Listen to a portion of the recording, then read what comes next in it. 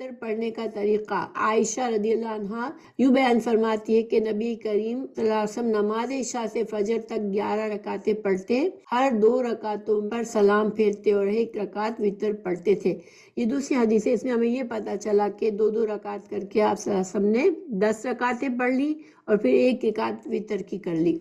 رسول اللہ صلی اللہ علیہ وسلم نے ہمیں بھی یہی تعلیم دی، چنانچہ حضرت ابن عمر رضی اللہ عنہ سے روایت ہے کہ رسول اللہ صلی اللہ علیہ وسلم نے فرمایا رات کی نماز 2 رکعتیں ہیں، ٹھیک ہے۔ اس سے ہمیں دلیل ملتی ہے کہ رات میں ہم جو نمازیں پڑھتے 2 کر کے پڑھنی ہے، پھر سلام پھیرنا ہے۔ پھر صبح صادق ہونے کا خطرہ ہو تو 1 رکعت پڑھ لو، اور 1 رکعت پہلی ساری نمازوں کو طاق بنا دے گی۔ تو یہ حدیث صحیح بخاری کی ہے۔ تو یہاں ہمیں کیا پتہ چلا کہ انسان 8 رکعت کو اگر لمبا کرتا ہے، پھر 2 رکعت میں پڑھتا ہے، پھر 1 رکعت پڑھتا ہے، اور اگر 10 رکعت کی نفلیں پڑھی ہیں رات کی تو پھر 1 رکعت سے بھی وتر ہو سکتا ہے، ٹھیک ہے۔ عام طور پر رسول اللہ صلی اللہ علیہ وسلم کی جو تہجد کا طریقہ یہ ہوتا تھا کہ جو پہلی 2 رکعت پڑھتے وہ عشاء کی سنتیں اگر ہوتی تو ان کو ہلکا پڑھتے تھے، لیکن پھر اس کے بعد قیام اللیل کی نفل پڑھتے تو ان میں پہلی 2 رکعت میں طویل قرات کرتے تھے، یعنی سب سے پہلی رکعت میں سب سے زیادہ لمبی تلاوت کرتے تھے، اور اس کے بعد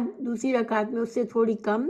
اور اس کے بعد کی 2 رکعتوں میں اسی طرح تھوڑا سا کم کرتے ہوئے، یعنی کہ شروع کی رکعتوں میں زیادہ لمبی تلاوت اور بعد کی رکعتوں میں تھوڑا کم کر کے پڑھتے تھے، آخر میں 1 رکعت وتر پڑھ لیا، ٹھیک ہے۔ ان سب حدیث میں ایسا لگتا ہے کہ آپ صلی اللہ علیہ وسلم نے 1 ہی رکعت وتر پڑھی ہے، لیکن رسول اللہ صلی اللہ علیہ وسلم 3 وتر بھی پڑھا کرتے تھے، اور کبھی 5 کی بھی دلیل ملتی ہے، اور کبھی 7 کی بھی دلیل ملتی ہے، اور کبھی 9 کی بھی دلیل ملتی ہے۔ یعنی کہ جو نفل نمازیں رات کی ہوتی تھی، پھر اس لحاظ سے جیسے اگر رسول اللہ صلی اللہ علیہ وسلم نے 2 رکعت لمبی نفل کی نمازیں پڑھ لی، پھر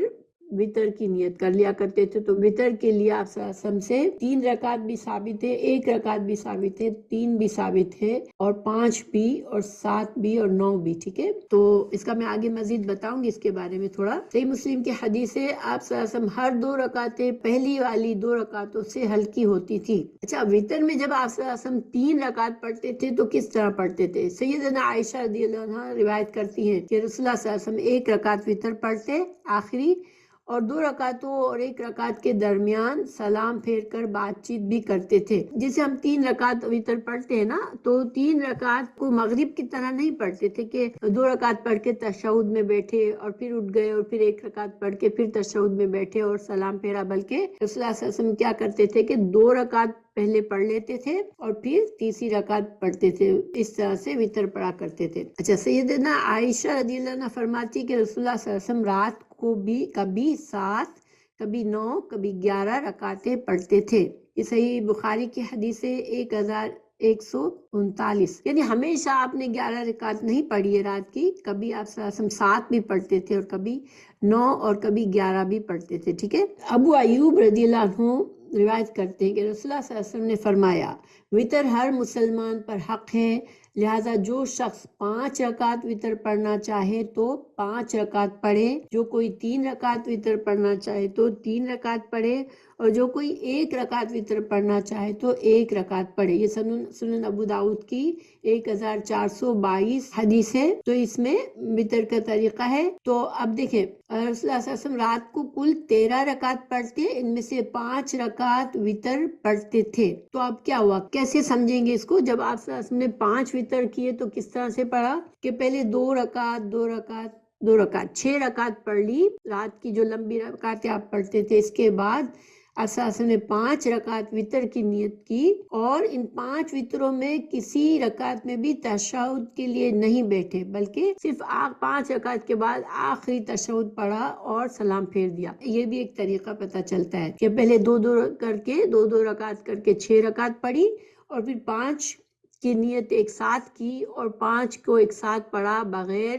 بیچ میں تشہد پڑھے، اور آخری 5ویں رکعت میں تشہد پڑھا اور سلام پھیرا۔ یہ صحیح مسلم کی حدیث ہے 737۔ تو ہمیں اس سے کیا پتا چلا کہ اگر انسان 5 رکعت وتر پڑھنا چاہتا ہے تو پھر تشہد صرف ایک ہی ہوگا، جو کہ 5ویں رکعت میں ہوگا، ٹھیک ہے۔ اگر 3 وتر ہیں تو پھر کیا طریقہ ہے پڑھنے کا؟ سیدنا عائشہ رضی اللہ عنہا سے روایت ہے کہ رسول اللہ صلی اللہ علیہ وسلم پہلی رکعت وتر میں سبح اسم ربک الاعلی سورہ پڑھتے تھے، اور دوسری میں قل یا ایھا الکافرون پڑھتے تھے، تھے اور تیسری میں قل هو اللہ احد پڑھتے تھے. اور اس میں ہمیں یہ پتا چلا جب آپ صلی اللہ علیہ وسلم نے 3 رکعت وتر پڑھی تو ایک ساتھ تینوں رکعت پڑھی، کوئی بیچ میں تشہد نہیں پڑھا، اور آخر میں پہلی رکعت میں سبح اسم ربک الاعلی پڑھا، پھر قل یا ایھا الکافرون پڑھا، پھر قل هو اللہ احد، اور پھر تشہد کر کے سلام پھیرا. رسول اللہ صلی اللہ علیہ وسلم نے فرمایا ایک رات میں 2 بار وتر پڑھنا جائز نہیں. یہ حدیث سنن ابو داؤد کی ہے، حدیث نمبر 1439. یعنی کہ اگر انسان عشاء کے ساتھ اس نے وتر پڑھ لیے ہیں، ٹھیک ہے، اور پھر سو گیا،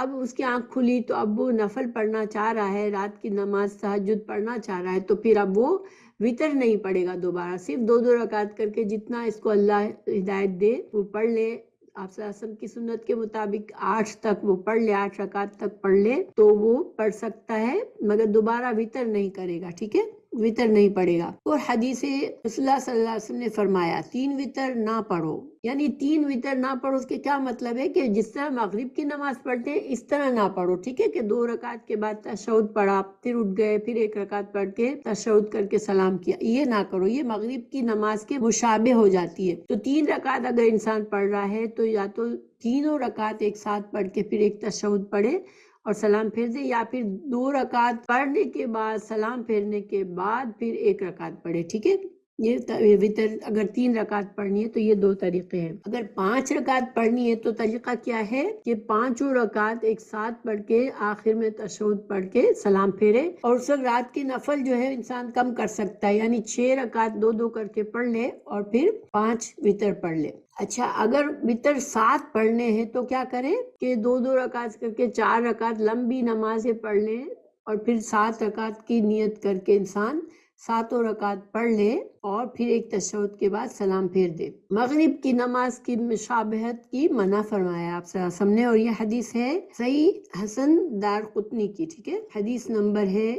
25 اور 27. پھر نبی کریم صلی اللہ علیہ وسلم نے فرمایا رات کو اپنی آخری نماز وتر کو بناؤ. یہ صحیح بخاری کی حدیث ہے. یعنی کہ اگر وتر عشاء کے بعد انسان نے نہیں پڑھے ہیں اور نفلیں پڑھی ہیں تو وتر کو آخری نماز پڑھا. یعنی انسان کی نیت ہے کہ مجھے نوافل پڑھنے ہیں، مجھے رات کے قیام اللیل پڑھنا ہے، تو یا تو اگر عشاء کے بعد وہ پڑھتا ہے اپنی نفل نمازیں 2 رکعت کر کے، جتنی اللہ اسے توفیق دے، زیادہ سے زیادہ، جیسے کہ ہمیں حدیث سے پتہ چلتا ہے کہ 8 رکعت اور پھر 2 رکعت اور پھر 1 رکعت، ٹھیک ہے. اچھا، لیکن وتر ہمیشہ آخری نماز ہو. اگر اس صورت میں کہ انسان عشاء کے ساتھ اس کو ڈر تھا کہ وہ وتر ابھی نہیں پڑھے گا عشاء کی نماز کے بعد، تو شاید وہ اس کی پھر آنکھ نہ کھلے، تو اس صورت میں اگر وتر پڑھ لیتا ہے لیکن پھر تہجد کے وقت رات کو آنکھ کھل جاتی ہے تو پھر وہ نفل پڑھ سکتا ہے 2 رکعت کر کے، مگر وتر دوبارہ پھر نہیں پڑھے گا. اس کی عادت بنائی ہوئی ہے اور اس کو اللہ نے توفیق دی ہے کہ انسان ہمیشہ نفلیں پڑھتا ہے رات میں، تو پھر وتر جو ہے عشاء کے بعد نہ پڑھے، ہمیشہ اپنی رات کی نماز پڑھنے کے بعد وتر پڑھے. نبی کریم صلی اللہ علیہ وسلم نے فرمایا جو شخص آخر رات میں نہ اٹھ سکے تو وہ اول شب میں وتر پڑھ لے، اور جو آخر رات اٹھ سکے وہ آخر رات وتر پڑھے، کیونکہ آخر رات کی نماز افضل ہے. یہ حدیث جو ہے صحیح مسلم کی حدیث ہے، حدیث نمبر 755. یعنی کہ زیادہ اجر و ثواب کب ہے وتر پڑھنے کا؟ جب انسان اپنی نوافل رات کو پڑھے اور رات کے آخری حصے میں فجر کی نماز سے پہلے پڑھے، یہ زیادہ افضل وقت ہے پڑھنے کا، ٹھیک ہے. حضرت عائشہ سے روایت ہے کہ رسول اللہ صلی اللہ علیہ وسلم نے اول رات، رات کے وسط اور پچھلی رات، یعنی رات کے آخری حصے میں، ہر حصے میں وتر پڑھے ہیں. یعنی آپ صلی اللہ علیہ وسلم نے بھی ہمیشہ رات کو جو آخری وقت ہے اس میں نفل نہیں پڑھے، وتر نہیں پڑھے ہیں، بلکہ رسول اللہ صلی اللہ علیہ وسلم کبھی رات کے اول حصے میں اور کبھی بیچ کے حصے میں اور کبھی آخر کے حصے میں بھی پڑھنا ثابت ہے. یہ حدیث جو ہے صحیح بخاری کی حدیث ہے 996. اگر انسان وتر کے 9 رکعت پڑھنا چاہتا ہے تو کیا کرے؟ دیکھیں، 2 رکعت لمبی پڑھ لے، اپنی جو نفل نماز رات کی نماز لمبی پڑھ لے،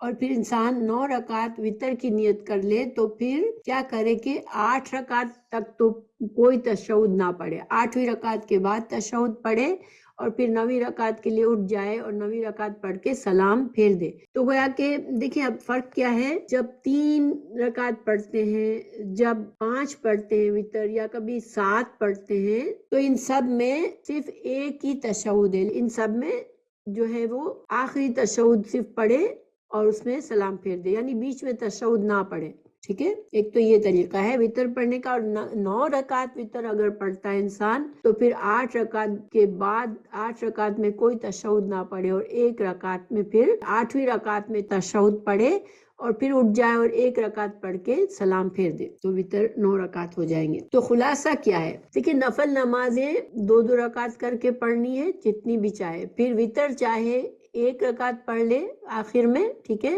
تو نفل نمازیں 2 کر کے انسان 10 رکعت پڑھ لی اور 1 رکعت وطر پڑھ لی، یہ ایک ہو گیا، ٹھیک ہے طریقہ۔ اگر انسان چاہتا ہے کہ وہ وطر کے 3 رکعت پڑھے تو پھر 2 رکعت کر کے 8 رکعت رات کی نماز پڑھ لے، نفلیں پڑھ لے، اور پھر 3 رکعت وطر پڑھ لے، ٹھیک ہے۔ اگر انسان 5 رکعت وطر پڑھنا چاہتا ہے تو 2 رکعت کر کے 6 رکعت نفل پڑھے اور پھر 5 رکعت کی نیت کر کے ایک ساتھ 5 رکعت پڑھ کے صرف ایک دفعہ تشہد پڑھ کے آخر میں سلام پھیر دے۔ اسی طرح 7 کا بھی یہی معاملہ ہے کہ 7 رکعت اگر وطر پڑھتا ہے تو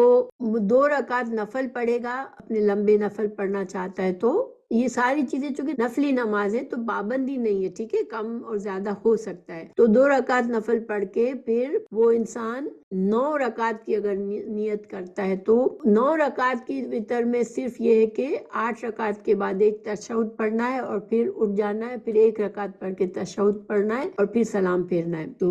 یہ خلاصہ ہے، صحیح مسلم کی لمبی حدیث بھی ہے، اس میں اس کی وضاحت موجود ہے۔ اب صلی اللہ علیہ وسلم اس بات کو پسند کرتے تھے کہ اپنی نماز پر ہمیشگی کریں، جب نیند یا بیماری کا غلبہ ہوتا اور رات کو قیام نہ کر سکتے تو دن میں 12 رکعت نفل پڑھتے، اور میں نہیں جانتی کہ آپ نے ایک رات میں پورا قرآن پڑھا ہو، ساری رات نماز پڑھی ہو یا رمضان کے علاوہ کسی اور مہینے میں پورا مہینہ روزے رکھے ہو۔ صحیح مسلم کی حدیث ہے 746۔ ہر 2 رکعتوں کے بعد تحیات نہیں بیٹھتے تھے بلکہ صرف 8ویں رکعت میں تشہد بیٹھتے اور سلام پھیرے بغیر کھڑے ہو جاتے، اور پھر آخری رکعت کو آخر میں حسب معمول تشہد پڑھ کر سلام پھیرتے تھے۔ وطر میں سلام پھیرنے کے بعد کی دعا ہے سبحان الملک القدوس، سبحان الملک القدوس، یہ ہے حدیث، اس کا ترجمہ ہے پاک ہے بادشاہ نہایت پاک، یہ حدیث ہے سنن ابو داؤد کی 1430۔ اچھا، آپ صلی اللہ علیہ وسلم نے یہ نصیحت فرمائی کہ جو انسان ایک عبادت کی عادت ڈالے اس عادت کو پھر قائم رکھے اس پر، آپ صلی اللہ علیہ وسلم نے فرمایا حضرت عبداللہ بن عمر بن عاص سے، اے عبداللہ تو فلاں شخص کی طرح نہ ہو جانا جو رات کو قیام کرتا تھا پھر اس نے رات کا قیام چھوڑ دیا۔ یہ حدیث جو ہے صحیح بخاری کی ہے، ٹھیک ہے۔ تو گویا کہ انسان تہجد کی عادت تو ضرور ڈالے، بہت اچھی بات ہے، لیکن پھر کوشش کرے کہ انسان اس پر استقامت کرے، یہ نہ کہ کچھ دن پڑھ کے پھر چھوڑ دی، تو ایسا نہ کرے، کیونکہ اگر انسان کسی مجبوری سے، کسی بیماری سے، کسی کمزوری سے کسی رات نہیں پڑھتا اور اس کا معمول ہے کہ وہ پڑھ رہا ہے، تو پھر ایک تو ہمیں یہ بھی دلائل ملتے ہیں کہ اللہ تعالیٰ ایسے بندے کو جو کہ ہمیشہ ایک کام کرتا ہے کسی مجبوری میں کسی دن نہیں کر سکتا تو اللہ تعالیٰ اس کو اس دن اجر و ثواب دیتا ہے۔ اور دوسرے ہمیں یہ بھی پتہ چلتا ہے کہ رسول اللہ صلی اللہ علیہ وسلم پھر دن کی نمازوں میں اپنی اس کی کمی کو پوری کر لیتے تھے، اگر رات کو کسی وجہ سے نہیں پڑھ سکتے تو دن کی نماز نفل میں اس کی کمی پوری کرتے تھے۔ دعائے قنوت، سیدنا ابی بن کعب فرماتے ہیں رسول اللہ صلی اللہ علیہ وسلم 3 وتر پڑھتے اور دعائے قنوت رکوع سے پہلے پڑھتے تھے، ٹھیک ہے، رکوع سے پہلے پڑھنے کا ہے دعائے قنوت کو، کیونکہ نفلی نمازیں ہیں تو انسان اپنی استطاعت کے مطابق جتنا وہ خوشی سے نشاط سے پڑھ سکتا ہے اتنا پڑھے، یہ نہیں کہ انسان سے جاگا بھی نہیں جا رہا، سیدھے طرح سے وہ کھڑا بھی نہیں ہو سکتا، اتنا تھک چکا ہے اور پھر بھی وہ نفلیں پڑھتا ہے، کیونکہ حضرت سیدنا زینب رضی اللہ عنہ نے ایک رسی لگائی تھی اور رات کو وہ نفل پڑھتی تھی کہ جب وہ سست ہو جاتی تو رسی کو پکڑ لیتی تھی، آپ صلی اللہ علیہ وسلم نے اس رسی کو کھلوا دیا اور فرمایا کہ ہر شخص اپنی نشاط اور چستی کے موافق نماز پڑھے، پھر جب سست ہو جائے تو تھک جائے تو آرام کرے۔ تو ہم ان سب باتوں کا خلاصہ یہ ہوا کہ انسان رات کی نمازوں کی بڑی فضیلت ہے، انسان پڑھنے کی عادت ڈالے مگر اپنی استطاعت کے مطابق پڑھے اور کوشش کرے کہ جتنا وہ پڑھتا ہے اس میں دوام کرے اور اس کو ہمیشگی کے ساتھ پڑھے، لیکن اتنا زیادہ ایک دن پڑھ کے پھر دوسرے دن بالکل ہی نہیں پڑھ سکتے کہ فرض نماز بھی مشکل ہو رہی ہے، ایسا نہ کرے۔ نبی کریم صلی اللہ علیہ وسلم نے فرمایا اب اتنا عمل اختیار کرو جس قدر تمہیں طاقت ہو، اللہ کی قسم اللہ ثواب دینے سے نہیں تھکتا، لیکن تم عمل کرنے سے تھک جاؤ گے۔ یہ صحیح مسلم کی حدیث ہے 785۔ حضرت حسن بن علی رضی اللہ عنہ سے روایت کہ رسول اللہ صلی اللہ علیہ وسلم نے مجھے کچھ کلمات سکھائے تاکہ انہیں قنوت وتر میں کہوں۔ تو یہ دعا ہے وتر میں پڑھنے کی، جو کہ تیسری رکعت میں رکوع میں جانے سے پہلے پڑھنے کی ہے، ٹھیک ہے۔ اور اس میں اللہم اہدنی فی من ہدیت وعافنی فی من عافیت وتولنی فی من تولیت وبارک لی فی ما اعطیت وقنی شر ما قضیت فانک تقضی ولا یقضى علیک انہ لا یذل من ولیت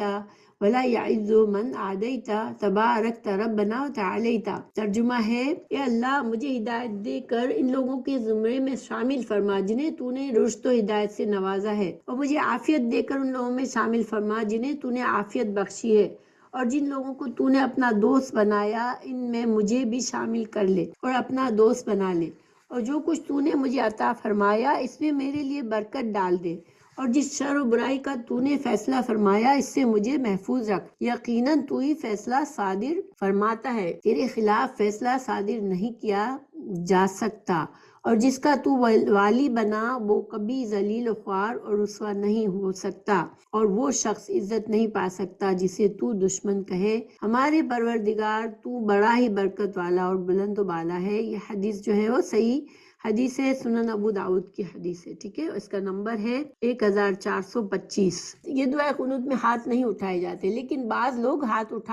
اٹھاتے ہیں، تو اصل میں وہ جو ہے صحیح حدیث سے ثابت نہیں ہے۔ ہاں البتہ قنوت نازلہ جو ہے وہ رکوع کے بعد پڑھی جاتی ہے، اور کسی بھی نماز میں وقت ضرورت پڑھی جا سکتی ہے۔ رکوع کرنے سے انسان اٹھے اور پھر وہ نماز پڑھے اور وہ دعا پڑھے قنوت نازلہ کی، لیکن وہ جو دعا ہے وہ کوئی خاص سبب کے وقت پڑھی جاتی ہے، اور اس میں ہاتھ اٹھا کر بھی پڑھ سکتے ہیں اور ہاتھ کو نہ بھی اٹھائے، تو وہ مسلمانوں کو اجتماعی کوئی خطرہ ہے، دشمن سے خطرہ ہے، یا ایسے جو حالات ہیں جس میں انسانوں کو ضرورت ہے کہ مسلمان امت کے لیے دعا کی جائے، کافروں کے شر سے پناہ مانگی جائے، تو پھر یہ قنوت نازلہ پڑھی جاتی ہے۔ انسان کو بدعات سے بچنا چاہیے، بہت سی بدعات بھی ہیں، اس میں دعاؤں میں بھی کچھ الفاظ شامل کر لیے جاتے ہیں اور تبدیلی کی جاتی ہے، تو کوشش کرنا چاہیے کہ صحیح احادیث سے، صحیح ریفرنس سے انسان جو چیزیں ثابت ہیں اسی پر رہے، اور جو تعداد جو طریقہ ہمیں بتایا گیا ہے اس کی ہم پیروی کریں، کیونکہ بدعات جو ہے وہ